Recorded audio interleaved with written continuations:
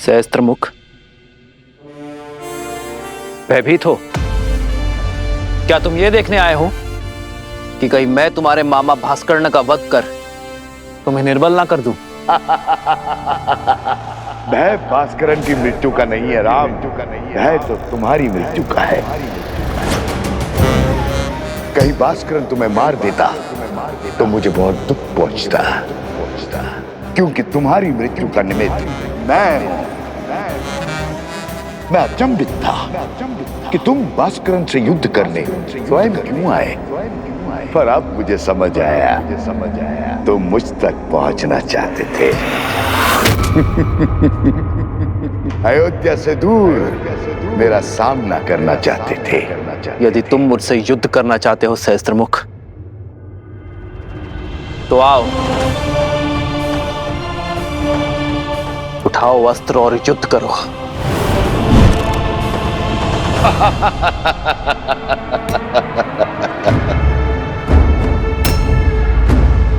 मेरे शस्त्र सदा मेरे साथ रहते हैं राम। मेरा मुख मेरा धनुष है जो सहस्त्र दिशाओं में है। शब्द मेरे बाण हैं जो व्यक्ति के मन को चीर देते हैं। असत्य मेरी खड़क है जो सत्य के प्रति प्रमाण को काट देती है। संदेह मेरा चक्र है जो विवेक को व्यूह में फंसा देता है। अविश्वास मेरा भाला जो धर्म की छाती चीर दे। बोलो राम, है इतने शस्त्रों से सामना करने की क्षमता? है मुझे मार्ग से हटाने की शक्ति? है मेरा वध करने का सामर्थ्य?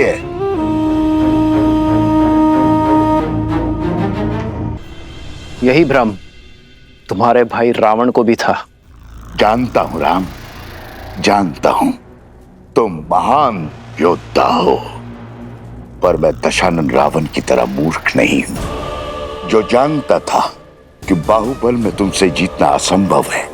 तुम्हारे साथ इंद्र है, फिर भी युद्ध भूमि में तुम्हारे सामने खड़ा हो गया।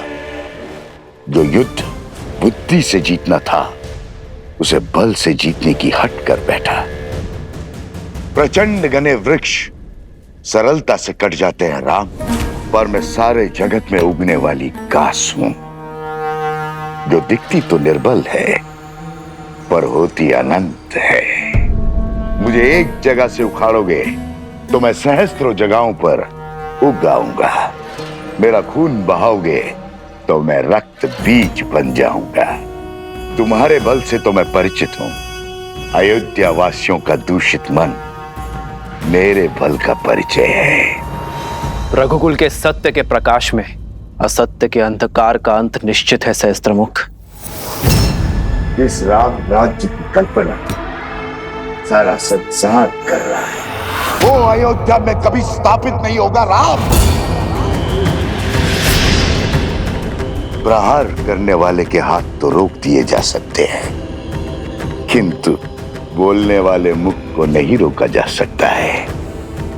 मैं सहस्त्र रावण अपने सहस्त्रों मुंह से अयोध्या में हाहाकार मचा दूंगा।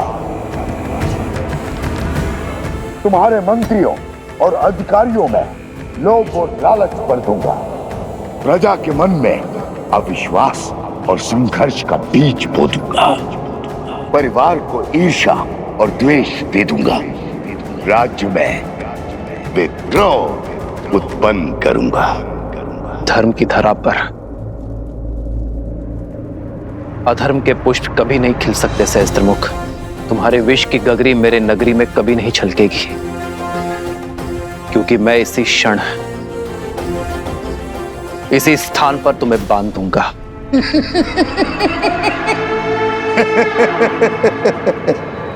देर कर दी राम, बाण धनुष से छूट चुका है। प्रजा छोड़ो, तुम तो अपनी पत्नी सीता की भी रक्षा नहीं कर पाओगे। लोक अपवाद से, निंदा से, कुमंत्रणा से अपनी आने वाली पीढ़ी तक की रक्षा नहीं कर पाओगे। अपमान से जब असत्य परिवार में प्रवेश करता है तो प्रेम और सम्मान सबसे पहले खिड़की से भाग जाते। सच कहूं राम, मैं तुम्हें मारूंगा नहीं, मैं तो तुम्हें जीवित रखकर तुम्हारी मृत्यु का आनंद लूंगा, तुम्हारी मर्यादा के वध का साक्षी बनूंगा। जब पूरा विश्व एक सुर एक राग में बोलेगा कि राम की सीता दूषित है, अपवित्र है, चरित्रहीन है।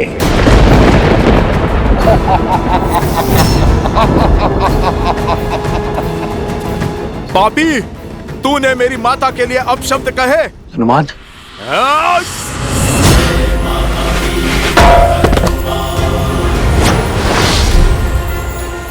बहुत हुआ तेरा छल, अब तू देखेगा सीता माता के पुत्र का बल। तेरा इसी क्षण अंत कर दूंगा मैं, तेरे लोक अपराध का, तेरे भ्रम और तेरे असत्य का।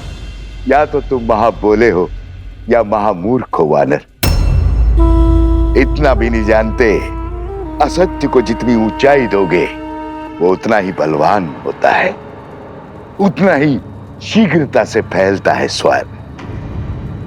राघव की पत्नी दूषित है, दूषित है, दूषित है। राघव की पत्नी दूषित है, दूषित है, दूषित है।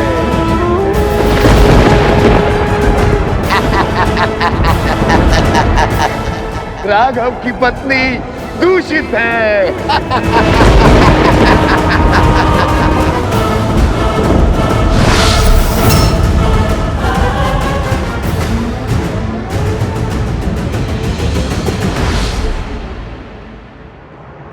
सीते,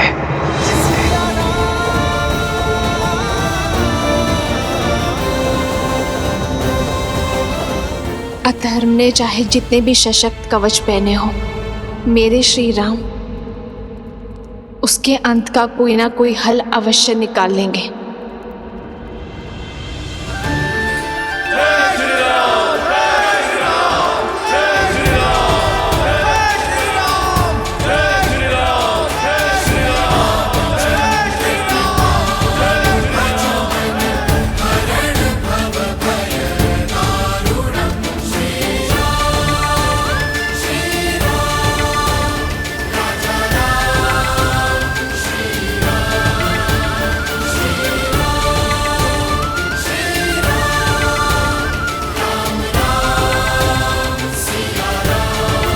समर्थ की जय जयकार होती है क्या भैया? हाँ, अन्यथा जो हुआ है उसके बाद राम सिया के जय जयकार के योग्य है क्या?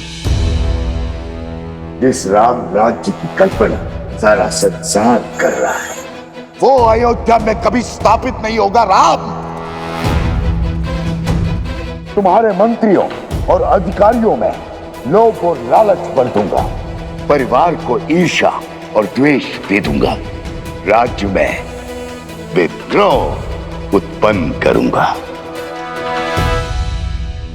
हनुमान, ध्यान रहे, सहस्त्रमुख का उल्लेख अयोध्या में किसी के आगे नहीं होना चाहिए।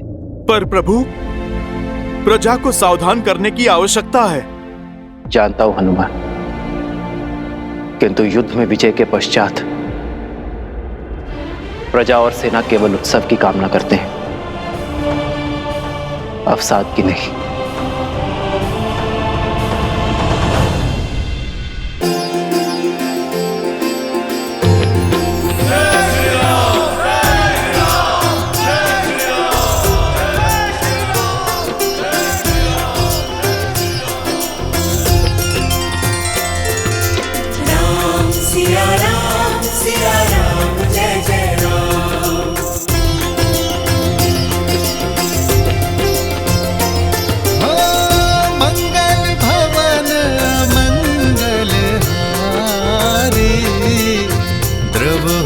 दशरथ अजर बिहारी।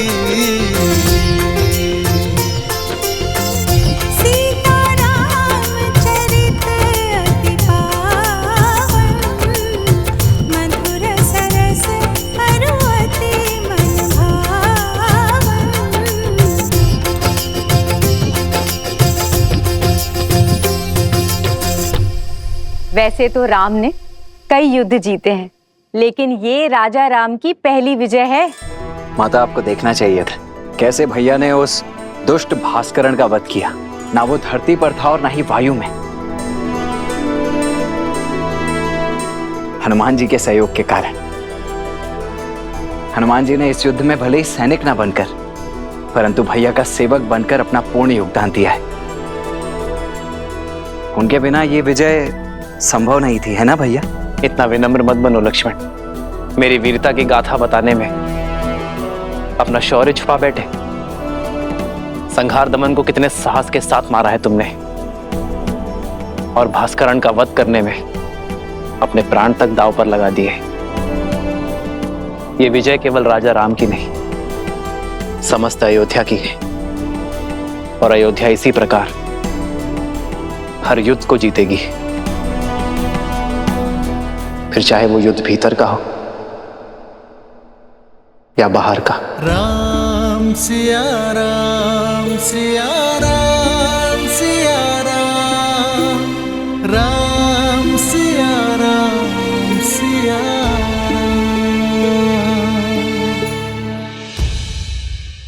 उचित समय पर आए हो पुत्र।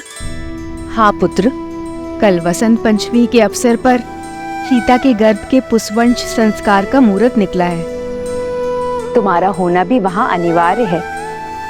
अब तुम आ गए हो तो सारी पूजा विधि विधान पूर्ण हो जाएगी। अवश्य मां।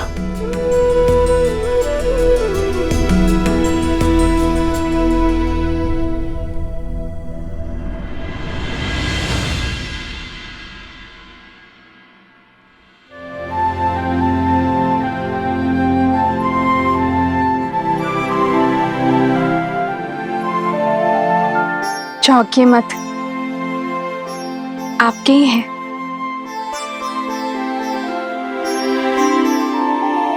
कौशल्या माता ने दिए। कह रही थी जिन खिलौनों से पिता खेले हैं, पुत्र भी उन्हीं से खेलेंगे।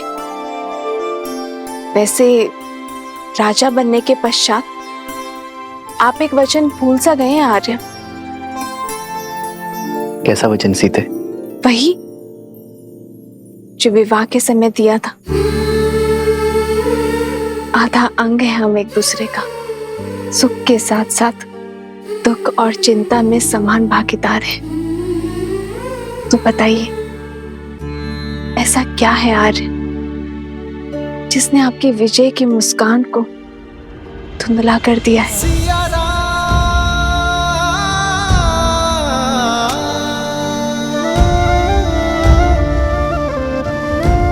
कैसे बताऊं सीते? समय और नियति बहुत बड़ी परीक्षा लेने वाले हैं। आने वाला कल बहुत बड़ी कसौटी है। तो अच्छा है ना आर्य, कसौटी तो स्वर्ण को ही परखती है। आप उस असुरी माया को लेकर चिंतित है ना आर्य? गुरु वशिष्ठ ने बताया मुझे कि किसी असुरी माया की छाया है हमारे राज्य पर, जो प्रजा की सोच और विचारों को दूषित कर रहा है। राम की सीता दूषित है, अपवित्र है, चरित्रहीन है। सोच की शक्ति समझती हूं मैं आर्य। एक बुरा विचार सभी अच्छे विचारों को दुर्बल कर सकता है।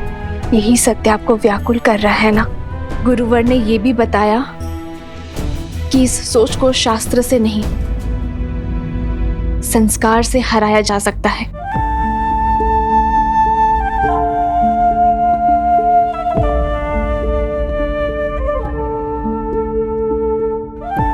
गुरुदेव ठीक कहते हैं सीते।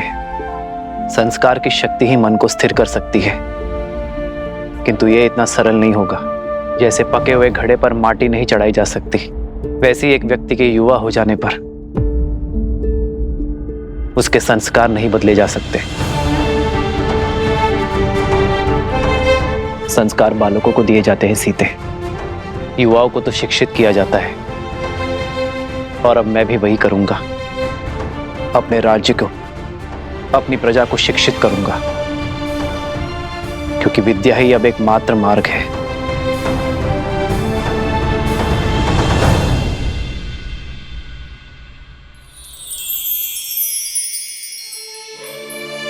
मुझे पूरा विश्वास है आप पर आर्य। जो आपने ठाना है उसे पूरा अवश्य करेंगे।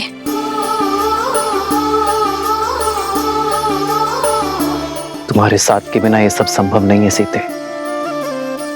तुम्हारा मुझ पर अटूट विश्वास ही मेरी शक्ति है। जन्म जन्म का है ये संगम, राम रतन सीता वैभव धन।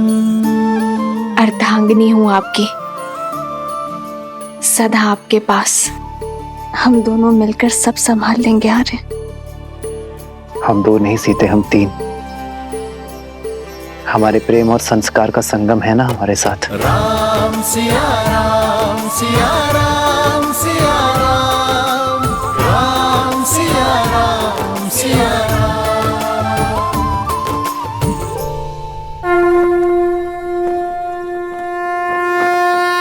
ओम अदभ्याः संवृताः पृथ्वी समाश्च विश्वकर्मणाः संवृतताग्रहे।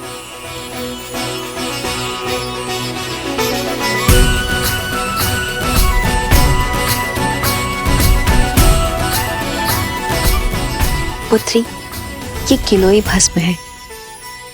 इसे अपने दाहिने हाथों से अपने नाक के ऊपर लगाओ और श्वास के साथ भीतर लो। किलो की ये गंध तुम्हें और तुम्हारी संतान को स्वस्थ रखेगा। मंगल भवन अमंगल हारी, द्रवहु सुदशरथ अजर बिहारी।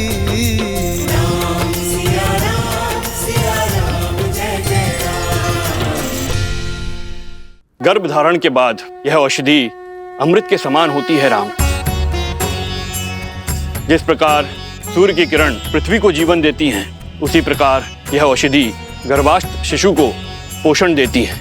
शरीर के साथ साथ आत्मा को भी शक्ति प्रदान करती है। माता शिशु का आधार होती है। शिशु के प्रति अपने दायित्व को लेकर सदा सज्ज रहती है। किंतु शिशु और समाज के कल्याण के लिए माता पिता के साथ साथ परिवार के जनों को भी यह आश्वासन देना होगा कि वो गर्भ में पल रहे शिशु को सभी समाज की कुरीतियों से बचाएंगे और उसके विकास के लिए सदैव सहायक रहेंगे।